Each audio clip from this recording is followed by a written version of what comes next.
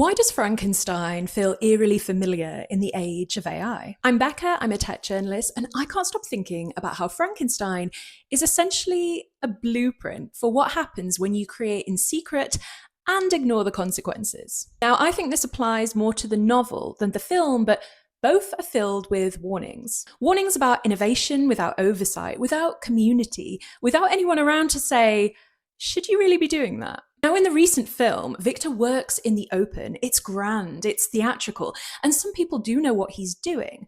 But in the novel, he builds his creature in total secrecy. He's alone, obsessed, sleep deprived. He hides the whole thing from the people who care about him. Now, that's the part that feels really familiar, right? Tech companies love secrecy, building behind closed doors and without outside scrutiny so no one steals ideas. There's often minimal or no ethical oversight, very little accountability, and a constant push to move fast without pausing to ask, to what end? And at what cost? Now, another big difference between the book and the more recent film is Victor's reaction to the creature. In the movie, he embraces it. It's emotional, it's warm.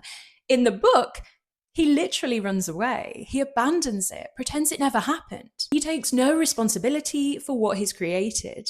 And that, to me, also mirrors how tech companies react when their creations go a little bit wrong. Oh, we didn't know it trained on all that data. We didn't foresee the bias. We can't control how people use it. It's the same avoidance, the same refusal to own the consequences of their innovations. Now, Mary Shelley obviously wasn't writing about AI or Silicon Valley, but she was writing during a period of rapid scientific change.